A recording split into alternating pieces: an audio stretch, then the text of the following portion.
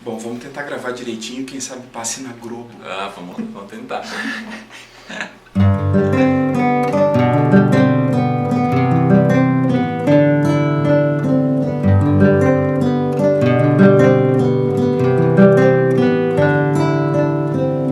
Numa folha qualquer eu desenho um sol amarelo, e com 5 ou 6 retas é fácil fazer um castelo. Corro lápis em torno da mão e me dou uma luva, e se faço chover com 2 riscos tem um guarda-chuva. Se um pinguinho de tinta cai num pedacinho azul do papel, num instante imagino uma linda gaivota voar no céu. Vai voando, contornando a imensa curva norte-sul, vou com ela, viajando Havaí, Pequim ou Istambul.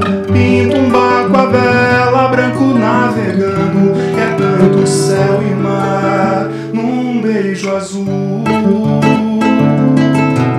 Entre nuvens vem surgindo um lindo avião, rosa e grana, tudo em volta, colorindo com suas luzes a piscar. Basta imaginar que ele está partindo, sereno indo, e se a gente quiser, ele vai pousar.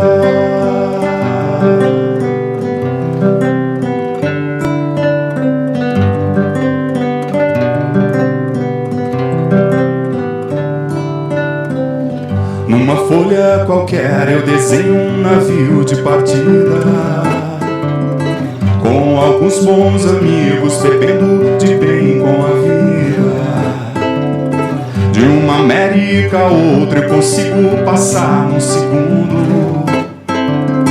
Giro um simples compasso e num círculo eu faço um mundo.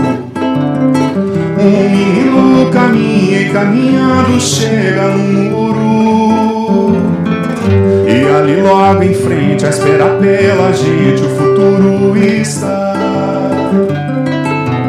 E o futuro é uma astronave que tentamos pilotar. Não tem tempo, nem piedade, nem tem hora de chegar. Sem pedir licença, muda a nossa vida, depois convida a rir ou chorar.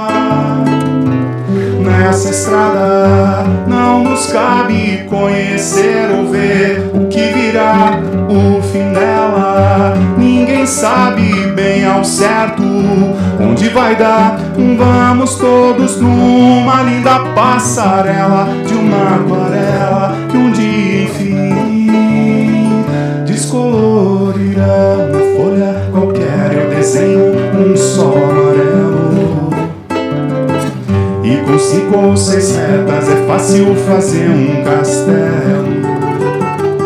Giro um simples compasso e num círculo eu faço um mundo